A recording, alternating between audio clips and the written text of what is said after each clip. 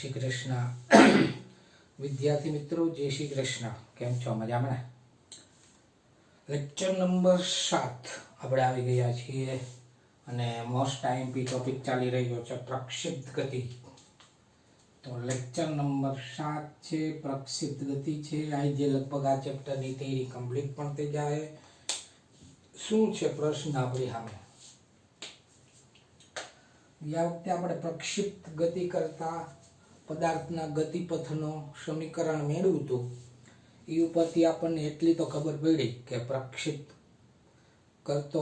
પ્રક્ષિપ્ત ગતિ કરતો પદાર્થનો જે ગતિપથ છે એ પર્વલય આકારનો હોય છે. ખ્યાલ આવી ગયો? હવે આપણે નેક્સ્ટ ક્વેશ્ચન એનો જાહું. એનો નેક્સ્ટ ક્વેશ્ચન છે કે પ્રક્ષિપ્ત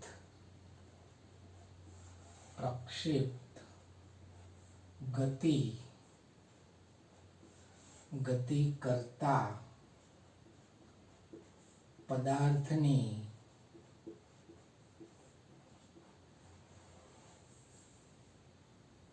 મહત્તમ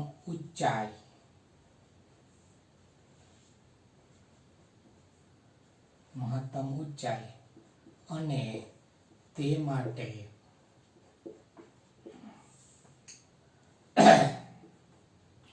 લાગતો સમય નું સૂત્ર મેળવો. અતિ અગત્યની વસ્તુ છે નીટ માટે. Most IMP for NEET topic. તેનો મતલબ એમ કે આ જેડબલઈ નીટ માટે આપણે વ્યવસ્થિત ટોપિક તૈયાર કરી રહ્યા છીએ. તો આપણું જેડબલઈ અને નીટ પણ થોડુંક આનું જે કોન્સેપ્ટ છે ક્લિયર થઈ જશે. મહત્તમ ઊંચાઈ, તો એના માટે આપણે ગ્રાફ દોરવો પડે. રફ ગ્રાફ દોરો તોય ચાલશે.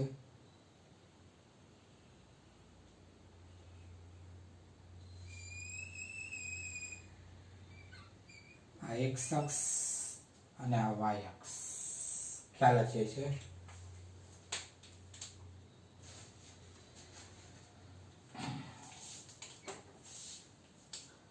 હવે છોકરાઓ, જે આપણે ગતિ છે એની પ્રક્ષિપ્ત ગતિ, માની લે કે અહીંયા તમે ઊભા છો, દડો ફેંકો, તો આ દડો ફેંકો એની આટલી ઊંચાઈ ગઈ, આ એની મહત્તમ ઊંચાઈ. ત્યાંથી દડો પાછો રિટર્ન થઈ જાય છે, તો આ દડો મહત્તમ ઊંચાઈ પ્રાપ્ત કરી.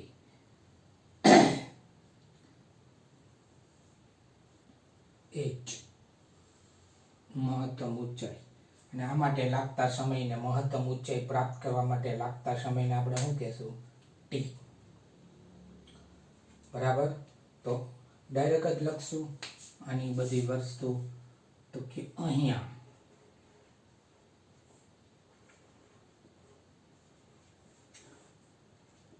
મહત્તમ પ્રક્ષિપ્ત, અહીંયા પ્રક્ષિપ્ત પદાર્થે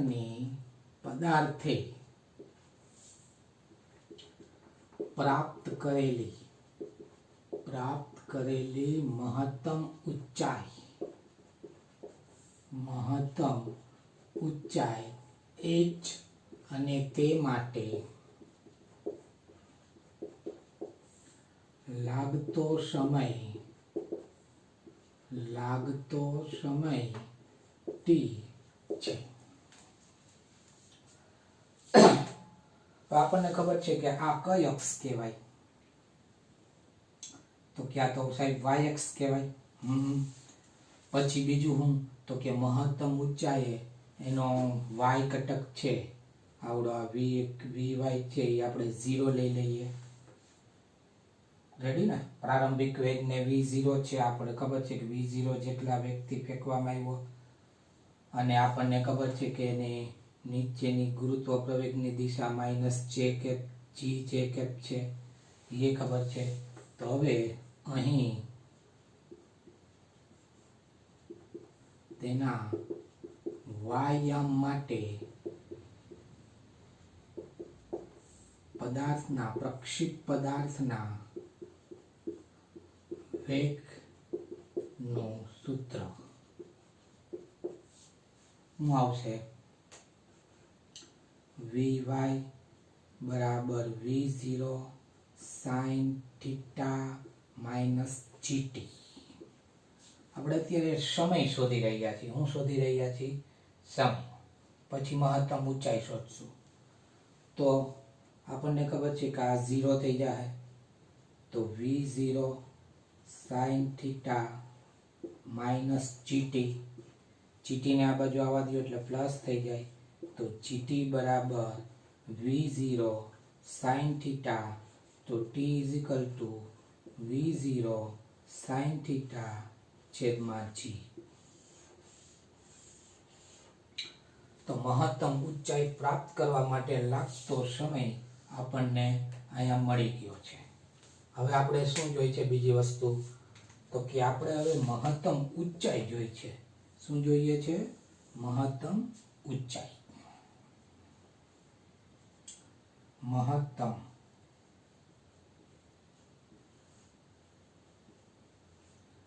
ઊંચાઈ માટે અહીંથી આ બાજુ ગતિ કરતો હોય તો આ કઈ અક્ષ કહેવાય? તો કે સાહેબ અમે કેટલીક વાર કહેવું y અક્ષ. તો y અક્ષ નું સમીકરણ આ રહ્યું આ બાજુ બોર્ડમાં તમે જોઈ શકો છો. તો એ મૂકી દો.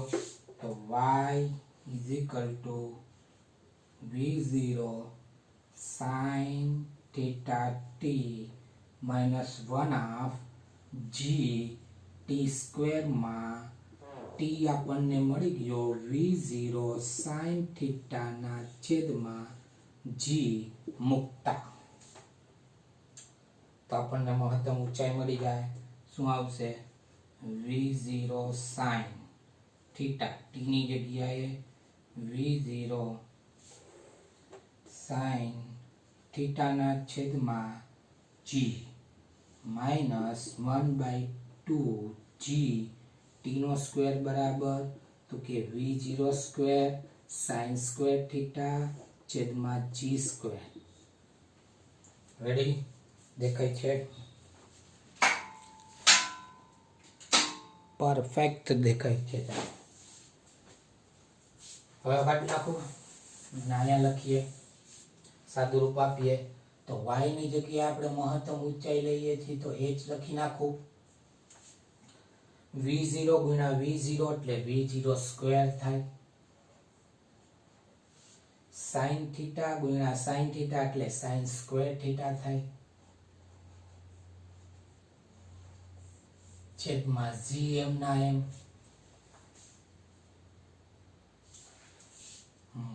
માઇનસ નિશાની એમ ની એમ. 1/2 પણ એમ ના એમ. એક એક g કેન્સલ થઈ ગયા એટલે આ g નીકળી ગયા. આ પદ v0 square sin square theta વાળું પદ એમનો એમ. v0 square sin square theta વાળું પદ એમનો એમ. g સ્ક્વેર માં એક g નીકળી ગયો એટલે ખાલી g જ હોય તો ને. તો આપને ખબર છે કે આ 1/2 એટલે આ અડધું કહેવાય, આ આખું કહેવાય. આખામાંથી અડધું બાદ કરીએ તો અડધું વધે. ને ન ખબર પડતી હોય તો કોમન કાઢી લ્યો. તો v0 sin સ્ક્વેર થીટા છેદમાં g કોમન નીકળી ગયા. અહીંયા વધ્યું 1, અહીંયા વધ્યું 1/2. ન ખબર પડતી હોય તોની વાત છે. તો લસા 2 આવે એટલે 2 * 2 એટલે v0 square sin square theta છેદમાં g 2 - 1/2. 2 માંથી 1 જાય એટલે 1/2 વધ્યા. તો એનો મતલબ એવો થયો કે v0 square sin square theta ના છેદમાં 2g. આ મહત્તમ ઊંચાઈ એટલી આ સૂત્ર મુજબ પ્રાપ્ત કરે. આ ઊંચાઈ પ્રાપ્ત કરવા માટે લાગતો સમય t બરાબર v0 sin થીટા ના છેદમાં g થઈ ગયો. રેડી? તો હું પુશ કરી દઉં છું, તમે લખી નાખો.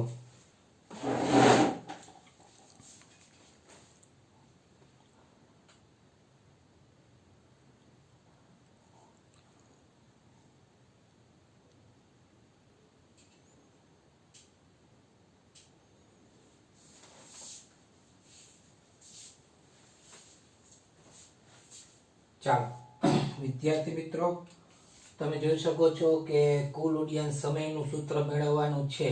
કુલ ઉડ્ડયન સમય કોને કહેવાય? તો અહીંયા ધ્યાન આપજો. આ દડો જમીન ઉપર પડેલો છે. આ ફૂટબોલનો દડો છે. અહીંયા જમીન ઉપર પડેલો છે આ ફૂટબોલનો દડો. તમે એને કિક મારી, આ એનું પ્રારંભિક સ્થાન થયું. તમે એને કિક મારી એટલે એનો મતલબ એમ કે v0 જેટલા વેગથી હવામાં ઉછાળ્યો, આટલી મહત્તમ ઊંચાઈએ ગયો, ત્યાંથી એ દડો પાછો આવ્યો. દાખલા તરીકે આ રીતના પાછો આવ્યો, ત્યાંથી આમ ટપા પડતો પડતો પડતો અહીંયા સ્થિર થઈ ગયો. એ તો એનું અંતિમ સ્થાન થયું. આ એનું કેવું સ્થાન થયું? અંતિમ સ્થાન. તો તમે જોઈ શકો કે અંતિમ સ્થાન માટે y ઘટક 0 થઈ જાય, કારણ કે આ બિંદુ આગળ y નું મૂલ્ય ક્યાં આવશે? તો કે 0 આવશે. y જો ઉપરની અક્ષ ઉપર y નું મૂલ્ય મળે તો આ બિંદુ આગળ તમે આ y ની અક્ષમાં જોવા જાવ તો 0 છે. તો આ બિંદુ આગળ y નું મૂલ્ય 0 આવે એટલે અહીં y અહીંયા લખી નાખી, અહીં પદાર્થનો વાયામ શૂન્ય થશે. એટલે ઉર્ધ્વ દિશામાં આ બિંદુ આગળ કોઈ અંતર કાપશે નહીં. અહીંયા પૂગી ગયો, અહીં દડો તો સ્થિર થઈ ગયો. તો y ઇઝ ઇક્વલ ટુ શું થાય? તો કે y is equal to v0 sin theta t minus 1/2 gt square. આમાં આ 0 થઈ ગયું અને અહીંયાથી ઉડ્યો દડો, ફેંકો દડો ઉડ્યો, નીચે આવ્યો, ટપા પડતા પડતા અહીંયા સ્થિર થઈ ગયો. તો ટોટલ સમય જે થયો એને ઉડ્ડયન સમય કહેવાય. તો આ થીટા અને આને ઉડ્ડયન સમય tf કહી દઈએ, -1/2 gt square. અહીંયા f means flight અને t means તો ટાઈમ, ખબર જ છે, ફ્લાઇટ ટાઈમ, ઉડ્ડયન સમય. gt સ્ક્વેર ને આ બાજુ બોલાવો, 1/2 gt સ્ક્વેર ને, તો 1/2 gt સ્ક્વેર પ્લસ થઈ ગયા બરાબર v0 sin થીટા tf.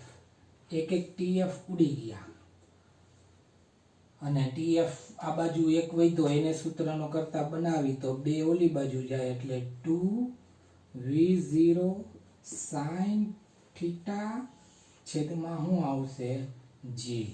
તો પદાર્થને પોતાના પ્રારંભિક બિંદુથી પ્રક્ષિપ્ત ગતિ કરતો કોઈ પણ પદાર્થ હોય એને પોતાના પ્રારંભિક બિંદુથી અંતિમ બિંદુ સુધી પહોંચવા માટે જે સમય લાગે એ સમય આપણો ઉડ્ડયન સમય.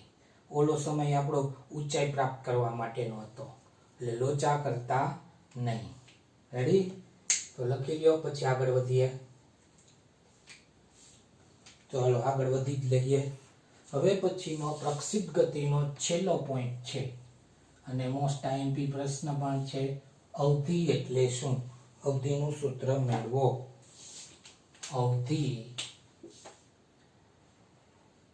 અવધિને ઇંગ્લિશમાં રેન્જ કહેવાય. રેન્જ એટલે શું?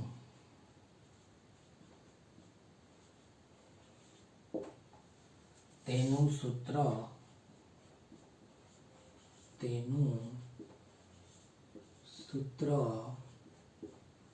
મેળવો.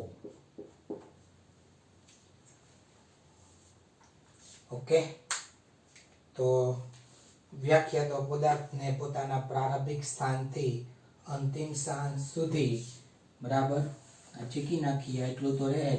પદાર્થને પોતાના પ્રારંભિક સ્થાનથી અંતિમ સ્થાન સુધી સમસ્થિતિજ દિશામાં, સમસ્થિતિજ, આ જે x અક્ષ વાળી દિશા છે ને એ સમસ્થિતિજ કહેવાય, y અક્ષ વાળી છે ને એ ઉર્ધ્વ દિશા કહેવાય. તો સમસ્થિતિજ દિશામાં કાપેલા અંતરને અવધિ કહેવાય છે. શું કહેવાય છે? અવધિ. તો આપણને ખબર છે કે આ તો સમસ્થિતિજ દિશા એટલે x. તો હવે તેના અહીં x યામનું સૂત્ર શું થાય? તો x બરાબર v0 cos θ into t. પણ આ કયો સમય આવશે? પ્રારંભિક થી અંતિમ સુધી, એટલે એ તો ઉડ્ડયન સમય જ કહેવાય. જે આપણને અહીંયા મળી ગયો છે. બસ તો સાદું રૂપ આપવાનું છે. tf ની જગ્યાએ એવડું એપ્લાય કરો.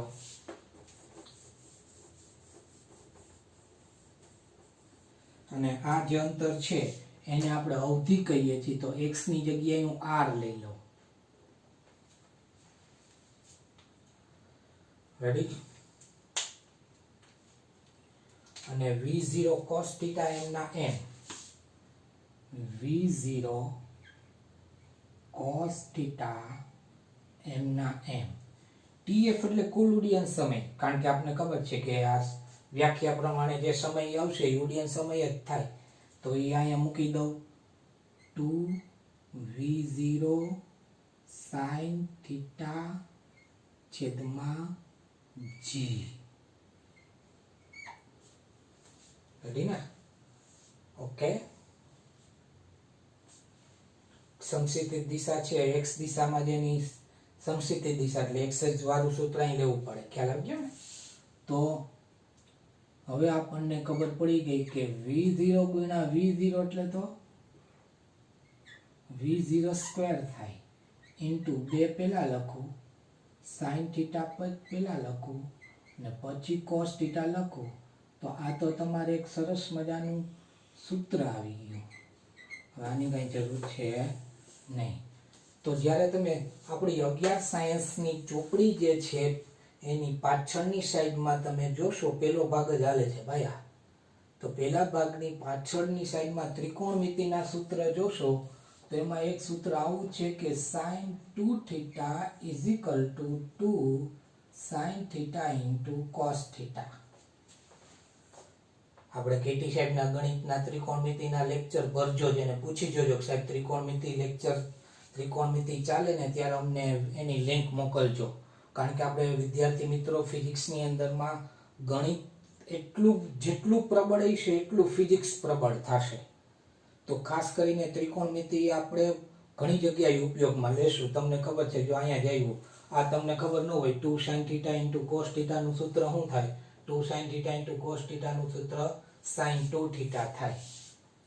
તો એ ગણિતના લેક્ચર સાહેબને પૂછી જોજો કે ત્રિકોણમિતિની લિંક અમને સાહેબ મોકલો, તો એ તમને મોકલશે. તો આ આપણને અવધિનું સૂત્ર આવ્યું કે તમે દડાને ફેંકશો તો આટલા અંતરે જઈ શકશે. ઊંચાઈની વાત નથી કરતું. દડાને કિક મારશો અથવા પથ્થરને આમ ફેંકશો તો એ મેક્સિમમ આટલા અંતરે, મેક્સિમમ તમે કેટલા ડિગ્રી એને ફેંકો તો તમને આ અવધિ મેક્સિમમ મળે. ક્યારે મળે આ અવધિ મેક્સિમમ? જ્યારે આ sin 2θ ની કિંમત મહત્તમ થાય તો. હવે sin 2θ ની કિંમત મહત્તમ તો આપણે જોઈએ અહીંયા sin 0 ની કિંમત 0 થાય, sin 30 ની કિંમત 1/2 એટલે 0.5 થાય, sin 45 ની કિંમત 1/√2 એટલે 0 point something થાય. બરાબર, 0 point something થાય એટલે 0 કરતા 1 કરતા નાની છે. sin 16 ની કિંમત √3/2, √3 ની કિંમત 1.71 ભાગ્યા 2 એટલે આ કિંમત એ 0 point ની આજુબાજુ આવશે, 0.86 એવી આવશે લગભગ. બરાબર. પછી sin 90, તો sin 90 ની કિંમત છે ને 1 થાય. તો મેક્સિમમ કિંમત તમારે જ્યારે તમે sin 90 અહીંયા થાય ને, sin 90 થાય ને તો કિંમત આ તમને મેક્સિમમ મળે. પણ જો તમે અહીં 2θ છે, તમે અહીં 90 મૂકશો તો 90 180 થઈ જાય, તો એની કિંમત -1 મળી જાય. તો એ ચાલે નહીં. તો તમારે અહીં 90 કરવા હોય તો 90 180 થાય. તો અહીં 90 કરવા હોય, આ 2θ છે એની ટોટલ કિંમત 90 કરવી હોય તો θ બરાબર કેટલા મૂકવા પડે? 45. જો 45 ડિગ્રીએ કોઈ પદાર્થને પ્રક્ષિપ્ત કરવામાં આવે તો તે મહત્તમ અવધિ અથવા મહત્તમ અંતર કાપે છે, મહત્તમ અવધિ મળે છે. તો R maximum is equal to v0 square છેદમાં g સાઇન 2 45. 45 દુ કેટલા થાય અહીંયા? 90 થઈ જાય? 90 થઈ જાય ને? તો આ ચેકી નાખો. હવે હાથ આમાં ઘર પાણી આવે જ છે, પાણી આવે એટલે હું હાથે જ ધોઈ નાખીશ. મારી પાસે સેનિટાઈઝર છે. તો આર મેક્સિમમ બરાબર શું મળ્યું? તો કે v0 સ્ક્વેર છેદમાં g સાઇન 45 દુ 90. 90 ની કિંમત 1, સાઇન 90 ની કિંમત 1. તો આ મેક્સિમમ અવધિનું સૂત્ર જે તમારે પાકું કરવાનું થશે. રેડી? તો છોકરાઓ, વિદ્યાર્થી મિત્રો, ભાઈઓ બહેનો, વ્યવસ્થિત આ પ્રક્ષિપ્ત ગતિનો ટોપિક પાકો કરી લેજો. વ્યવસ્થિત ડેઇલી ટેસ્ટમાં પણ મોઢે લખજો. આપણે વીકલી ટેસ્ટમાં પણ પૂછશું, વાર્ષિક પરીક્ષામાં પણ આ પૂછીશું. અને નીટમાં આમાંથી એક MCQ હોય જ છે 100% ગેરંટી સાથે. સૂત્ર આવડતા હશે તો આરામથી MCQ કવર કરી શકશો. Thank you.